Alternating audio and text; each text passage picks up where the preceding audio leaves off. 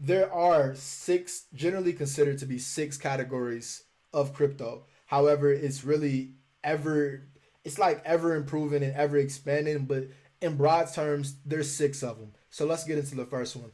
First, we have DeFi.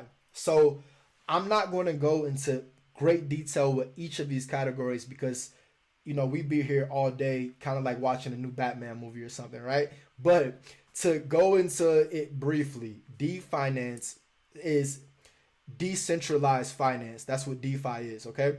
So what this basically means is, just take a second. I want you to just close your eyes and imagine a new world. Imagine you go to buy your car, right? Now, right now, when you buy your car, it's a 4 or 5 hour ordeal. However, imagine this new world in your head. You walk in a car dealership, there's this little screen, this little monitor there, right? You put in your birthday, your social security number, and your name. And within about 30 to 40 seconds, either a green check comes up or an X comes up, right? So you pick the car, you put in your birthday, your name, social security number, and you decide, the machine decides whether you have been approved or not in 30 seconds instead of 5 or 6 hours. The way that this happens is DeFi, right? So decentralized finance takes away big institutions and banks, takes them out of the equation. You can complete that process that I just gave you the example of because it can all go through cryptocurrency through a smart contract. So there can be a smart contract in place that basically states if the person puts their information in, we can go and do a credit check, an employee check, a housing check, whatever check that's needed to be done in a matter of seconds just by their name, social security number, and birthday.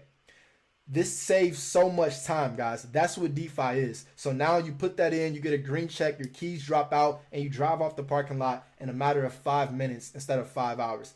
That's what DeFi can do. So NFTs. Now, we've all seen the apes smoking cigars and, the ducks and all the fly stuff, right? We've seen all the art.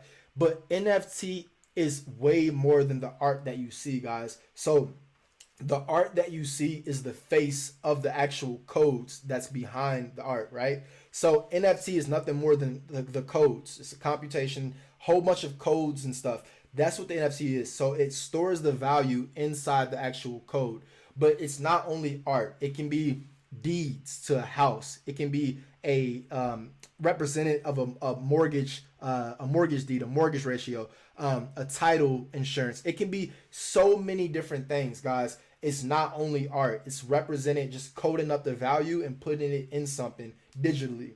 So we'll go into more of these things, but that's the basis of it. It's more than art.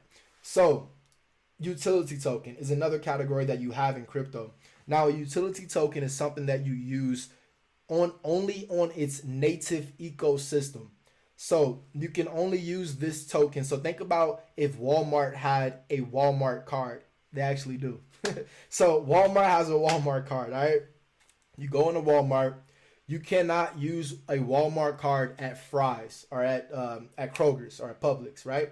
You can only use a Walmart card at Walmart. That's what a utility token is. So Walmart in the real world is a utility token. So that's what a utility token is, guys. Store of value token. A store of value token is the US dollar. Joking. The store of value token is the complete opposite of the US dollar.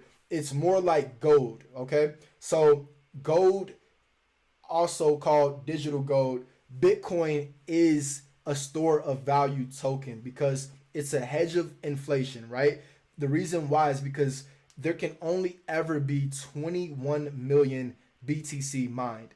So you cannot have any more than 21 million BTC supposedly. However, we live in this world, so who knows? There may be an increase. But right now, the main store of value token when it comes to crypto is BTC, Bitcoin, which kind of hurts its utilization. But we'll get more into that later. But just think, store of value, think gold, and crypto. Bitcoin is gold, so think digital gold, crypto, Bitcoin, digital gold, crypto.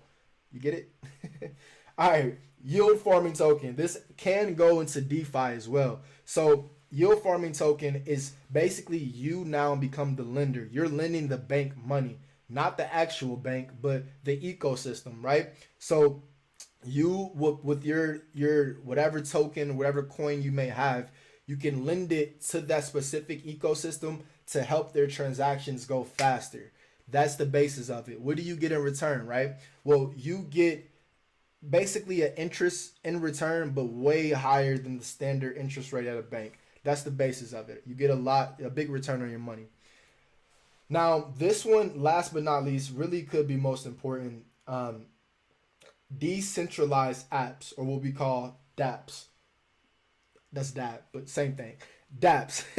So DApps, guys, DApps are decentralized apps. So this is Facebook, Twitter, YouTube, Instagram, whatever the cool kids are using these days. That's what decentralized apps are, except they're decentralized, which means that there's no big person, no big brother coming down and saying, hey, stop saying what you're saying.